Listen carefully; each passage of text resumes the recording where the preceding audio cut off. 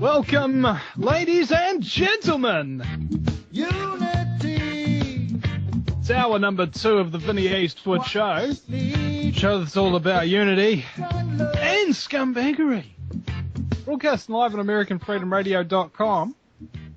And also want to mention, me and Christopher Green have both noticed this, that our listeners have kind of, when you're listening to AmericanFreedomRadio.com and the stream, what happens is how some networks have got like really good show hosts, and the person on after them is kind of, you know, but kind of lame, and you sort of turn it off, that kind of thing. It doesn't happen at American Freedom Radio. It's consistently really wacky, wicked, awesome in its own way show every single time.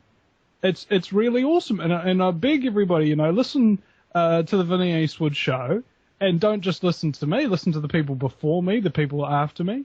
Have a look at the archives that are available there, even past and present shows.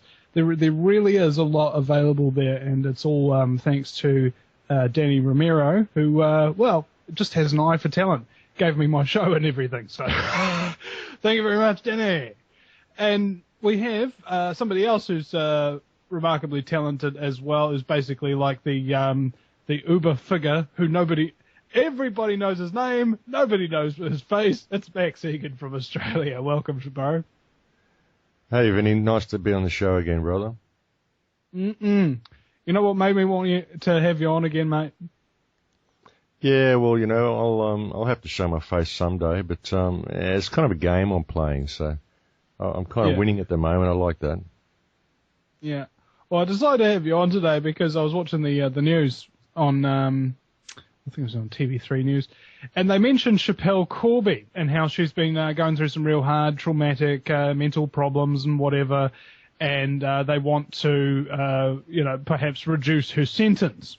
And in Indonesia, this only happens when the person admits to guilt, which Schapelle has never admitted. But guess how they referred to Schapelle Corby?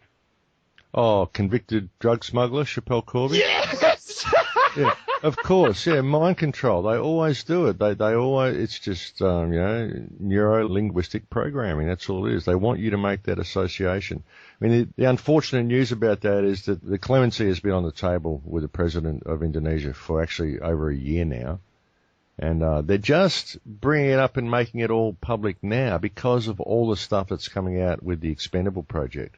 There's been a new report put on the Expendable project website that basically blows the whole thing open. It shows that the Australian Federal Police know she's innocent. They've known she's innocent since 2005.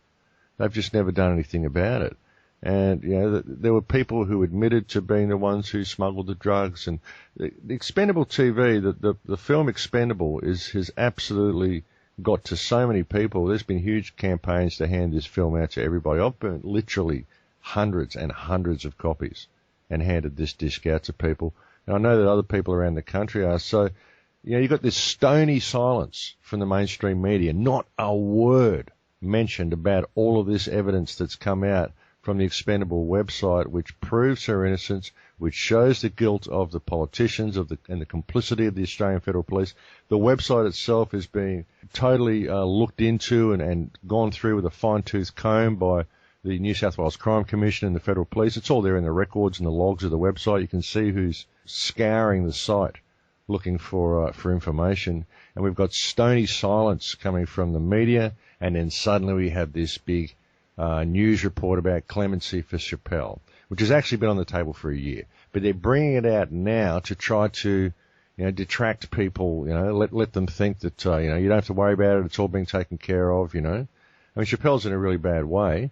I don't even think she knows about the Expendable project. She's just in a very, very bad way in the cells there. She's on medication all the time. She's been locked up there for 8 years now. See, that medication will kill her just as bad as the environment will. Yeah, well, that's what they want. I mean, they'd love it if she just sort of died in there and just the whole thing went away. I mean, that would be the ultimate goal for them. You know what I mean? So what we have to do is keep the pressure on, keep spreading this film, keep sharing the website expendable.tv, and get the word out to everybody, because just the fact that they've brought this clemency out and they've made it all public like this now shows that they're running scared. They're absolutely terrified of the information. The timing of it suggests The timing of it suggests no other cause. Absolutely, mate. It's damage control. That's all it is. Nothing more. So hold on a second. This means that we got them on the ropes. So well, just keep pushing. Absolutely keep pushing. I mean, everything they're doing, Vinny, the legislation they've just brought in New Zealand, the search and surveillance bill and all that. I mean, they're doing this, these are defensive moves, you know what I'm saying? Because the truth's getting so out there to people, so they're freaking out and they're trying to lock everything down, and the quicker they lock it all down, they're making mistakes, they're waking more people up, because now the people who didn't even believe there was a problem are seeing things like this bill get brought in, and they're going, well, hang on a minute, didn't we fight a world war to prevent our governments bringing in bills like this? Wasn't that what they were doing in Germany? You know? Don't you think it's like the failure of Fabian socialism is that once it gets to the point where it starts to be exposed, it stops becoming Fabian and starts becoming fascist and straight in your face. And a fascist only gets exposed when it starts acting like one. Exactly, and so that's what's going on, which is causing a lot of people to wake up. And it's going to happen. I mean, the more negative they make it, the more people are going to wake up, because that's just the way it works. And they're running scared, mate. The amount of legislation they've brought in and the fact of them bringing all this Schapelle clemency thing up, and I mean, they're scared. They're terrified of the amount of people that are waking up to what's going on. And, you know, the Expendable, the stony silence of the media is phenomenal. The silence is deafening, you know, because the information that's come out through expendable.tv and the reports that they've issued on the website, all the emails and the correspondence between the police stations, everything, it shows that the whole thing was a scam. You know, they withheld so much information from the trial and they ensured that she was convicted. It shows the media complicity. It shows everything. And there's absolute stony silence. I mean, this information is huge. And it's not being reported at all on the mainstream media. Not one single word. All we hear is this plea for clemency. This suggestion that clemency's now been put on the table. She's going to be saved. Well, guess what, folks? It's been on the table for a year and she's still in there. So don't think that this is going to change anything, and keep the pressure up. Yeah, exactly. They try to appease us, you know. It's like, oh, we'll just give you a little bit of a scrap from the table, but we'll still be here, you know, with all the big hams and juicy turkeys for ourselves, you know. These people are greedy. What are they greedy for in this particular case, Max? I mean, is Australia basically just kind of offering up this girl as a sacrifice to maintain good relations with the most populous Muslim nation in the world, Indonesia? Well, basically what it was all about was to cover up the drug smuggling that happened at the airport. See, that's the thing with the whole Schapelle Corby case. If Schapelle's innocent, you know, you can't really blame the Indonesian government. You don't know. Their policy is to impose hideous sentences upon people who bring drugs into their country. That's just what they do. So you don't take drugs into the country, and you wouldn't take drugs into the country, especially drugs that are worth 10 times as much here as what they are there. So the issue is, how did the drugs, if they weren't Schapelle's, what were they doing in her luggage? Where did that come from? So that indicates that there's drug smuggling that goes on at Australian airports, and the Australian Federal Police are heavily involved in Australian airports. Sydney Airport's run by Macquarie Bank. You know, that's who owns Sydney Airport. So you've got all of these interests that don't want it known. That's a good ability to money launder, don't you think, having a bank in on the action? You think? They own the airport, mate. So, you know, you've got all of these interests that don't want the people of Australia to know that there's all of this stuff going on behind the scenes in the airports. Because there is. I mean, there was recent reports came out in the Sun Herald of the customs officers being accused of drug smuggling in Australian airports. I mean, it's just... Yeah, the price of marijuana alone, like, let's say, 4.5 kilos or something like that, was worth like 40 grand in Australia. And yet she was taking it to Indonesia, where it was worth 8 grand. Yeah, or even less, I mean, it's ridiculous. It's absolutely ridiculous. So, see, that's the problem. See, it wasn't that she was a sacrificial lamb. It's just that they needed, this drugs had gotten through. So they just, whoops, it's in her bag. Okay, we'll let her hang for it. Because otherwise we have to admit that it was ours, and that's going to cause an investigation into the baggage handlers and Sydney Airport, Brisbane Airport, the whole aircraft system. Oh my God, our airports aren't secure. We're in a post 9/11 world where we've spent all this money supposedly securing our airports, and we screen our passengers and put the citizens through hell. And here we are having kilos and kilos of drugs shipped around the country. Realising, Max, that there's no defence against an inside job. Yeah, exactly. So, that's why Schapelle was found guilty, and that's why the government has always washed their hands of it. That's why there was such an effort undertaken to smear the entire family, to make it guilt by association. Even if her father was a pot smoker or whatever they claim he was, which everybody says he wasn't. If you speak to anybody from the family, they all say, no, none of this is true, and you'll find that there's no drug charges against any of these people. And yet if you speak to anybody on the street, anywhere within 100 miles of the Gold Coast, and you start talking to this about it, you know what they say? They say, oh, look, I knew them, and they were always into smoking pot. I go, oh, really? They must have known everybody. Gee, the Corby family must have known everybody in southeast Queensland and northern New South Wales who lived within a 100-mile radius of their house. They must have been the most popular people on the planet because everybody you speak to says, I knew them, And you think, yeah, right, of course you do, mate. Of course you do, It's unbelievable, mate. Just the mind control people are under. But there's no charges ever been brought against any of the family. So there was all of this smear campaign undertaken. But even if he was a pot smoker or whatever he was, what's that got to do with her? My father was an air traffic controller who was a pilot. Like, should I be guilty of bombing Japan because my father was a World War II pilot? I mean, how does it fit in? If whatever my father did, it's got nothing to do with me. And it's the same with Schapelle Corby. Whatever her father's into, whatever her sister's into, whatever anybody that isn't her is into, it isn't anything to do with her. That's people have this guilt by association thing. And, when a smear campaign is undertaken, if it's a good enough smear campaign on the rest of the family, it's just guilt by association and they write her off. I mean, Australians are terrible like that. They'll always go into bat for the underdog, but they'll always be very, very prepared to hack down the tall poppy. So you think about that. They'll go into bat for the underdog until he makes it, then they want to hack down the tall poppy. It's tall poppy syndrome, It's a bizarre culture. It's a crab in a bucket syndrome, All the crabs, if they work together, they'll be able to get out. But instead, anytime one guy gets near the edge, the others try to climb up him and just claw him down, and then they're all stuck again. Yeah, it's funny that, isn't it? That's a very good description of our whole society, really. And these judges that they've got judging Schapelle Corby, wasn't he had 400 cases in front of him, and every single one of them he found the person guilty? Yeah, absolutely. There was 3 judges there as well, but I mean the whole thing was a setup. It really, really was. It was a show trial.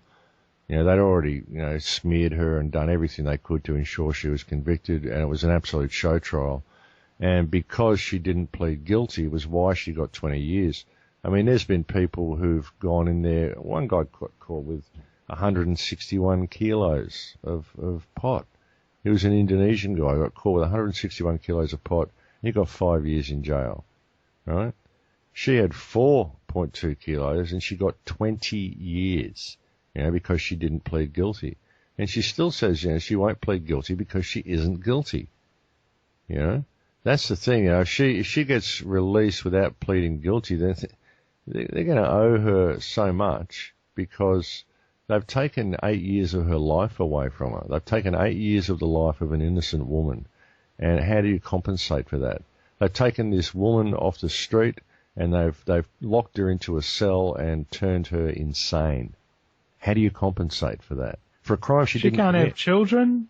She can't have children, or have a life, I mean, she'll never have a life again, mate. She'll never have a life again. Even if she gets out, she'll never have a life. She'll be Schapelle Corby. Everyone's going to want to talk to her. No one's going to leave her alone, And apart from that, she's now suffering severe mental illness because she's been locked in a tiny little cell in a jail that's designed to hold 300 people, that has over 1,000 inmates. She's in there for a crime she did not commit. She's been in there for 8 years. She's now clinically insane on medication. Doesn't know what's going on in the world, what's going on with herself. How do you compensate that? She's not even. You can't reconcile it. Well, she's not even mentally competent to plead guilty now.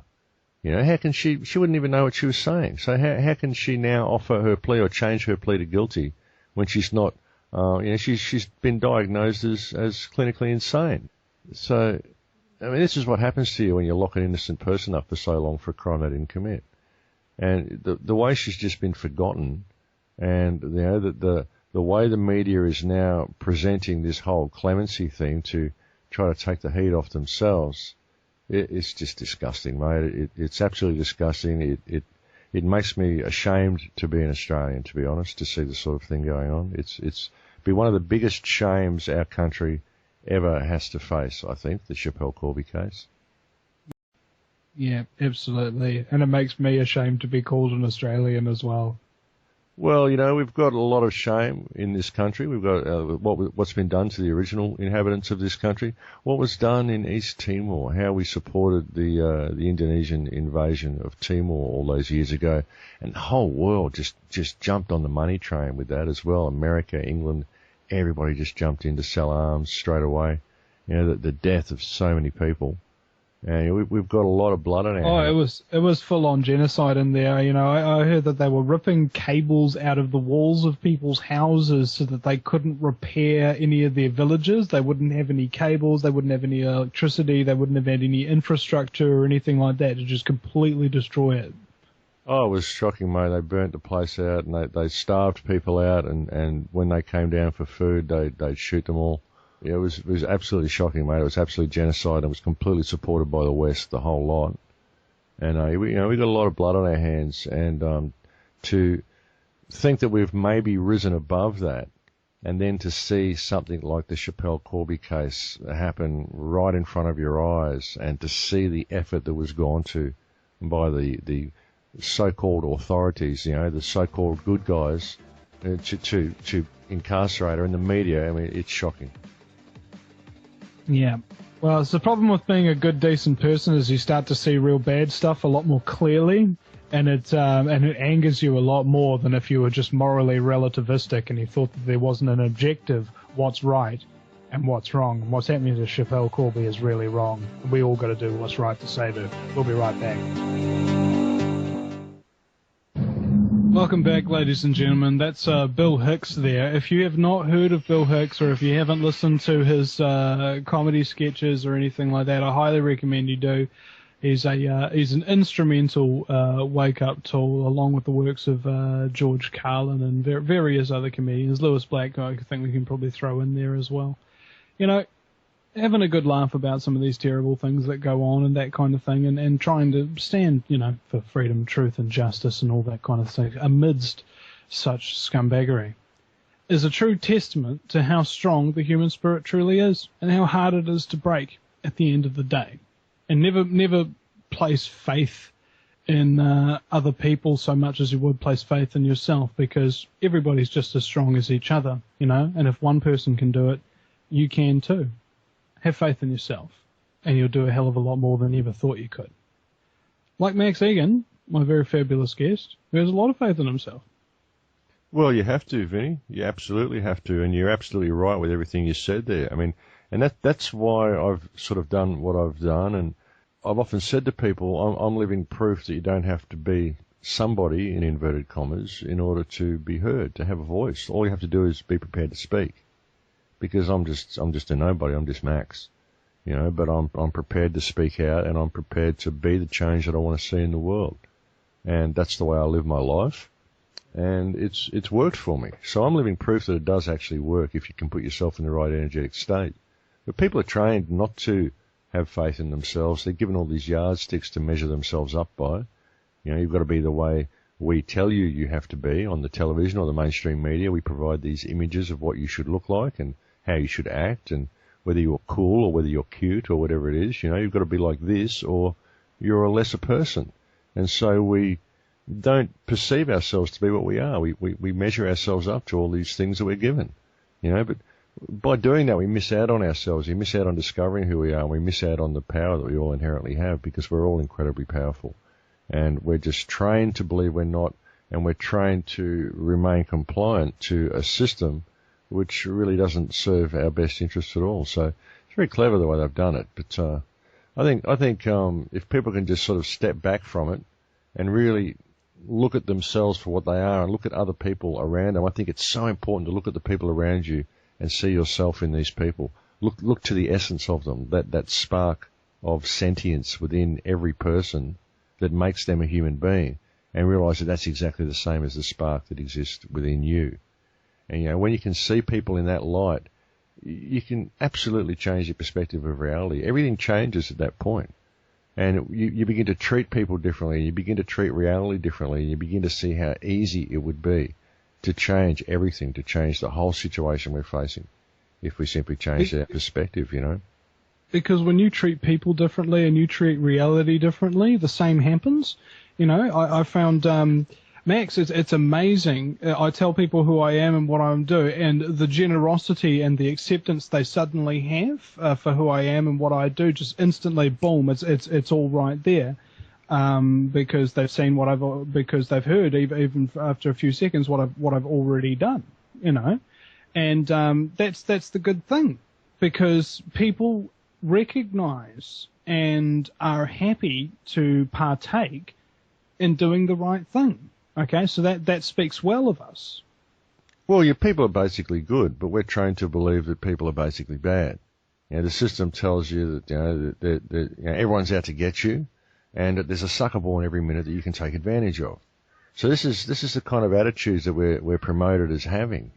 See, our whole society, our whole education system, our whole social structure, corporate structure, business structure, political structure is all designed to breed sociopathic people who always see personal acquisition as the meaning of life, and they always acquire this stuff that they acquire at the expense of everybody else around them and at the expense of the planet they live on. And they're trained to be that way. And that's the exact opposite of what people are. People are naturally caring and nurturing and loving. If you leave them to their own devices, they just want to help each other and get along with each other and smile and kick back, Your car can break down in any road in any country in the world. You can be guaranteed anybody who's nearby, if you approach them for help, they'll probably help you. Absolutely, absolutely. People are naturally caring and nurturing. And we want some people to actually call in on this. If you actually had an experience where somebody's done something nice for you, just 218-339-8525. That's 218-339-8525. Tell us what you're getting up to this Easter weekend. And I don't know, what are you getting up to this Easter weekend, Max? Apparently there's some big jazz festival coming on. There's going to be like an extra 70,000 people in town. Oh, Blues Festival, Byron Blues Festival started yesterday. It goes for 5 days. Mega. I mean, we've got Cold Chisel, famous Australian band, playing there. We've got G3, which is Joe Satriani and Steve Vai. We've got the John Butler Trio. I mean, everybody. Yes, are actually playing there. Crosby, Stills, Nash. I mean, like everybody. It's a 5-day blues festival. Bands that you've probably always wanted to see but never got a chance to see. Donovan's playing. I mean, everybody's playing. Yeah, and there'll be usually you get an extra 70,000 people around town at that time. Fortunately, they've moved the festival about 10 kilometres away from the town that I live in now. Up to 2 years ago, it used to be actually held in the paddock next door to my little cabin. Oh my God. Which was pretty wild, and we used to have thousands of people come wandering through the yard, and it's just out of control. So it's kind of good that they've moved it out of town a little bit. But that's what's going on here. I don't know whether I'll be going, but there's only really a couple of bands I want to see, and I can't really justify the cost of going in just to see a couple of bands. But it'll be raining. Everyone will have their gumboots on. They'll be walking through paddocks and huge fields of mud, like they are every Easter in Byron Bay, and it'll be fun for lots of people. All right, well, we'll go to our first caller then. Tim in Wisconsin, welcome to the program. What are you doing this Easter? I was just starting to make something to eat. But the thing that I only was able to think of to say that I felt like wanting to say is that besides all the good points that Max also brought up, also another one of his shows that I liked I'm quite sure was on American Voice Radio was his show about fracking. I thought that was a good one, And after hearing him do that show, I just really couldn't help feeling too that that's something that's also really important for everybody to help get stopped. Oh, absolutely. Absolutely. Fracking is one of the most important issues that we face. It's one of the most important problems that we face. Fracking is absolutely destroying the water table. And it all comes down to Agenda 21, really. I mean, we don't need the gas. We don't need that for energy. There's all sorts of energy devices, wind devices, solar devices. The energy device that Justin Hall Tipping demonstrated at TED Talks, a carbon energy device. I mean, there's so many ways we can get energy. We don't need the gas. So it's not being done for the gas. It's being done to destroy the water table, to force people into concentrated pockets of civilization. Agenda 21. This is exactly what they're doing, and that's exactly what it's all about. It's a huge issue, and it's a global issue. And in many ways, I see it as a gift because it is, it's an issue that will unite humanity. It absolutely will, because water is the most precious resource we have on this planet. And when people suddenly realize, when it really dawns on them that the government and the banksters are prepared to trash the water table in order to support a fictional economy, then I think the penny will drop with a lot of people. We can't destroy our water simply to balance the books. It doesn't work, Yeah. Yeah, it just doesn't hold water. Well, nothing will hold water when they finish, mate, especially the earth. That's the thing. Oh, yeah. They're starting to do fracking now in New Zealand. They've already begun down Taranaki, right? And down in the south near Christchurch, where all this earthquake stuff's been happening as well. They're going to start doing fracking there too and contaminate their massive streams and waterways. And it's just like people are saying, well, oh my God, they're so greedy. They want the money. They don't want the money. They want you out of there. Exactly. It's not about the money. The money's fiction. They just make it up. I mean, it's just stuff we made up. It's not about money. It's about the water table. That's what fracking's doing. See, the important thing for people to understand here is that we don't need the gas. There are a myriad of alternative energy systems that we could use. We do not need the gas. So why are they doing it? What is the result of them doing it? Well, it's destroying the aquifers, so that's why they're doing it. That's all the only reason they're doing it, because we don't need the gas.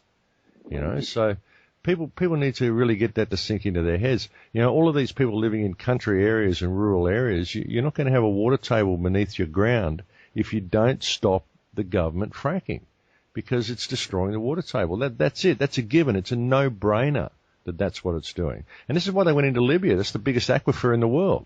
They want to take control of water and then destroy that which they don't control so that no one else can have any, Yeah. It's all about business. It's an industry, the human industry, I can drive as far as I want and I'm rich as all hell, but I can't buy any food and I can't get any water and I can't breathe the air. Yeah, wonderful future. Unless you live in one of these big concentrated cities that they're doing. Did you see the film The Hunger Games? Oh, yeah. Now, that is Agenda 21. That is absolutely Agenda 21. You've got these mega cities connected by monorails. Nature's taken back all the rest of the country. And you've got people living in mining regions and fishing regions who live in abject poverty, who have to basically forfeit one of their children if they ask for any extra food. You know what I mean? So food is totally rationed out to these people. And it's absolutely Agenda 21. And that's where they're going. And they create a world where you'll have to do what you're told, because they have to bring you water and stuff, because you're not going to be able to have any water where you are. You're going to be living in a cesspool. They're turning the whole place into an open-cut mine, really. Anywhere that isn't city or isn't nature that they can regenerate so they can exploit later, then the rest of it will be mined, and that's the only place people will be. Will be in the mega cities, or be in the mining or fishing or industry regions. And these people will be living in abject poverty. And that's exactly what they're doing. It's exactly where they're heading. And I'm amazed, actually, that they put it all in that film. But that's Agenda 21. Oh, they have to tell you what they're going to do. It's part of their code, isn't it? Well, yeah, it would seem that way very much, mate. It does help the ritual work a little bit better, but it's also predictive programming. And I thought it was interesting in that film that these people were required to offer up tributes because of the uprising. The uprising. So looking at now, if you uprise now, if you rebel against the system now, this is what we're going to be doing to you 75 years from now. So Interesting programming there. Yeah, well, and the film is set several hundred years in the future, so what we're talking about here is an uprising that happens round about the time that we're living in, and a few hundred years later, that's what they're going to have been living like for the last few hundred years. We're talking about that system being implemented very shortly, according to the timeline of the film. Well, I mean, that's what they're doing now. That's what fracking's all about. It's about destroying the water table to create exactly that type of a situation. I mean, if you've got no water except in the big cities where they have recycled water and they have huge reservoirs, maybe collecting from lakes or streams or rivers that are nearby, or even desalination or whatever, as long as it's concentrated in that mega city, you let the rest of the country come back. That's the only place you're going to get water. So what are you going to do? If you want to live in Byron Bay here and the water table's polluted, what are you going to do? You're not going to be able to live here. You can, but you won't live very long because you won't have any water to drink. And you need water. Water is the most valuable resource on this planet. And yet they're destroying the water table to support an economy, and they're driving people out of the country by doing it. And you see so many farmers selling their lands. They're all being bought by mining companies. So where's all the food going to come from? So you'll have to. They're either being bought by mining companies or Monsanto kind of thing. Yeah. Well, so you're going to have to import food from other countries. So what they also do with this is they make it so that every country cannot sustain itself. Every country is dependent upon every other country. So no one can break away from the system. Because if you do, you won't have oil, or you won't have food, or you won't have water, or you won't have whatever it is that you import from other countries via the medium of the United Nations. You know what I'm saying? The common market and all this sort of stuff. This is all about controlling the flow of resources and making countries interdependent upon each other. Okay, so that way no one can break out of the system. If you've got a country that's completely self-sufficient, you can't control that country. So they need to have every country dependent upon every other country. So the global government's already here. It's just consolidating itself. It's been here for a long time. It's just been hidden behind the scenes. And what's happening now is it's becoming more transparent. It's becoming more open in your face because they've got to the point now where they can't really consolidate anymore without people seeing it, so people are seeing it. Oh, yeah. The Emperor truly wears no clothes. We can see his ding-a-ling. Call in, ladies and gentlemen, 218-339-8525. That's 218-339-8525. Last chance to call in over the break. Back in a minute.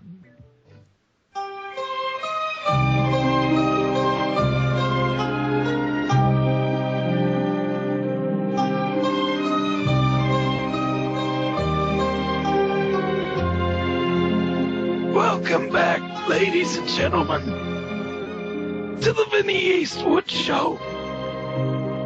Broadcasting live from the future, from Chateau de Rothschild, nestled deep in the heart of Auckland City, New Zealand. We have a very special guest, who's the godfather of Australian conspiracy and transhumanism. It's Max Egan. Welcome back. Nice to be back, Vinny. Interesting throat problem you've got happening there. Thank you.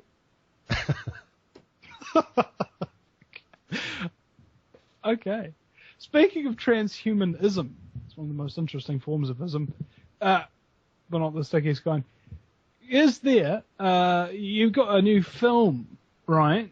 But you're telling me over the break that you're worried about releasing it because it might freak people out. Well, there's a lot of information in there that's a little bit unsettling for people. I mean, it's stuff that people need to know. And again, I see it all as opportunity.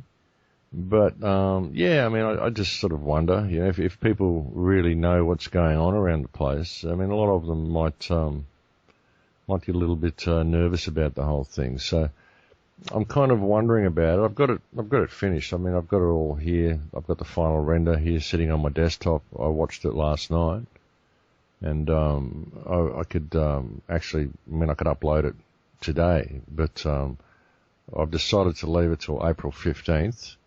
I want to also do a bonus disc so that people who do get it on DVD will get a bonus disc that goes with it, which will have a few further explanations that I was going to include in the film, but I left out because it was starting to get too long. The film is 1 hour and 37 minutes now, So it's the longest one that I've done. A little bit arty, but I'm kind of arty. That's what I like to do, you know. I mean, really, if you listen to a lot of the radio shows, a lot of the shows have had a lot of information packed into them, and each one of those radio shows I could have expanded into a film. And that's one of the reasons it's taken me this long to do the film, because every time I'd get an idea that I wanted to include in the film, I'd end up talking about it on the radio that week. And so that was the end of that. Already done that one, you know. I've been there, done that. Yeah, so, you know, the shows are there for all the information that I'm talking about and all that sort of stuff. So the film has been done more for me than anything, just because I like the artiness. I like creating the titles. I like doing the credits. I like creating the music and piecing it all together and doing the editing and just creating the picture, you know. So the film has been sort of done for me more than anything. But it does contain some information that may freak a few people out. But, I mean, again, it's all important information. If you don't know what the problem is, then you can't address the problem. And all is not lost yet. We still have plenty of hope, and we still have plenty of ways of fixing things. But we're not going to be able to fix them unless people know what the problem is. So that's what I've tried to do with the film. I mean, the first section of the film is basically just asking people to question things, question their reality, question the past, question how they got there. I mean, I ask a lot of questions in it. I'm not trying to answer the questions. I just think it's important for people to ask the questions. That's sometimes where the true enlightenment comes. It isn't from the answer, it's from the act of asking the question. That activates the mind enough, the fact that the question exists. And then the second part of the film deals with the transhuman agenda and how it's being presented to the world. The third part of the film deals with how they are attempting to go about it and implement the transhumanist agenda. And the fourth part of the film basically tries to provide a bit of hope and show us what steps we can take to avoid going in the direction that they are attempting to take us into.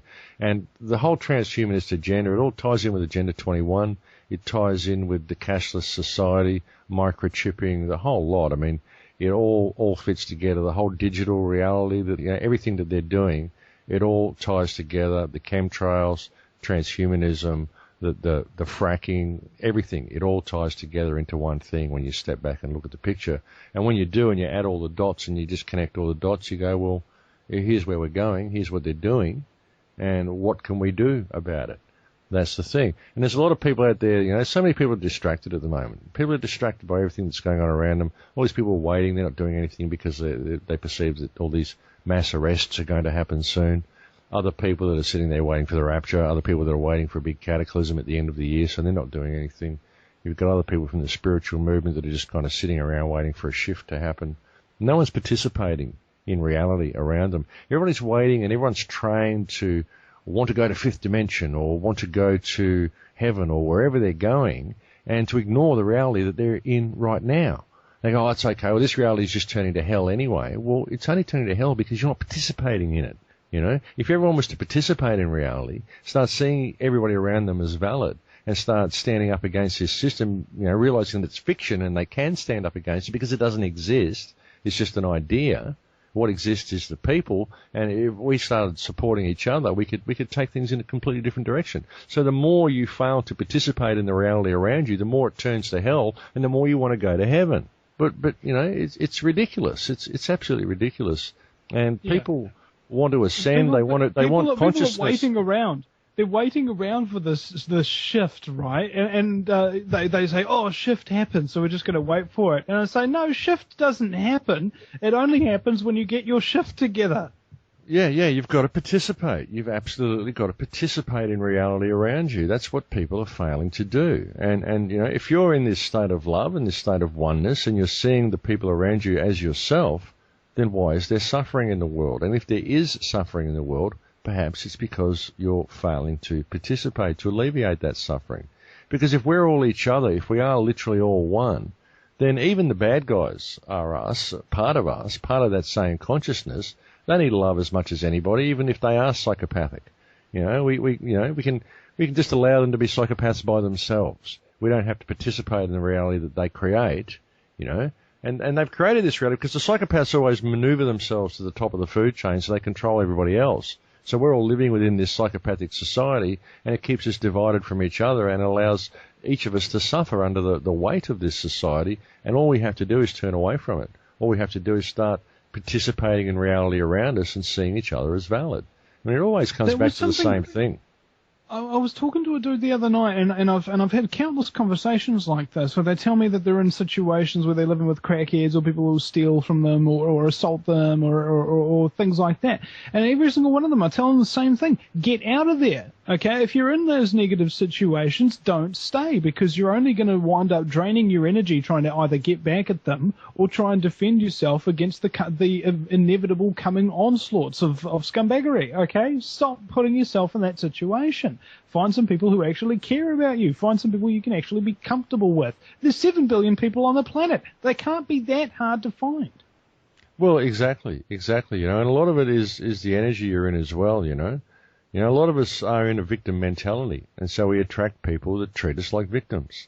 And you know, if you're in a victim mentality, you're gonna get downtrodden, and you're gonna have people that are gonna treat you that way. You've got to lead by example. You've got to be in the energetic state, you know, the correct energetic state. You've got to realize that you attract things into your life because you need that information. But now, okay, you're in a violent situation, you're in a violent relationship, or you're living in a house where people are stealing off you and treating you like whatever. Then, okay, well, now you know that exists. Now you know that these sort of people exist. Like you say, Vinny, move out, do something else. There are 7 billion people on the planet. Surely there's somewhere else to go. And if your life isn't going the direction that you think it should be going, and you continue to do the things you've always done, well, then it's going to continue to not go in the direction you think it should be going. You know, it's only gone in that direction because of the things you've done that have led to that point, whether it's been your choice or not. Whether you've just been tossed around like a leaf on the stream, it doesn't matter. It's still, you know, the choices and the directions that you have personally gone that have created that situation. So you need to change that. Change what you do. Change your perspective of reality. You know, step away from it. Do something else. It's really not hard to do. I mean, I've done so many different things in my life and been in so many different situations. And you know, looking back, I treasure every one of them, no matter how bad they were, because they all made me who I am now. And without that information, I couldn't be who I am now. So it all serves a purpose. It's what you do with that purpose. If you're in that state where you are a victim, then that's an opportunity for you to change that. But you have to participate. Again, you've got to participate. No one's going to come and save you. You have to participate in your own reality. And you know, that's the microcosm, but put that on the macrocosm. As humanity as a whole, the world's going to hell in a handbasket because we're failing to participate in the reality around us. We're just obedient little drones. We do what we're told. Even if we're told to abuse our neighbours and throw people out of their houses and do stuff that doesn't serve humanity but only serves the system, we still do it because we're told to do it. We're just obedient little drones. We need to change that. You know, come into who and what we are. Yeah. Got to stop making excuses, eh? And, well, we do, mate. What the last thing that I wanted to mention here is that people often come up with a lot of problems in their minds, and they think about those problems as an excuse or a reason to not do the things that they want to do. I can't do this because of such and such a reason or whatever. Stop doing that, okay? Trust me. It's much better to deal with consequences after you've actually done something than to think about the consequences and wind up doing nothing. Well, again, it's yardsticks, Vinny. You know, people are given yardsticks. I'm going to be like this if I do this, or this is going to happen, because you know they don't act spontaneously. They don't follow their intuition. They operate within the parameters that society has set for them.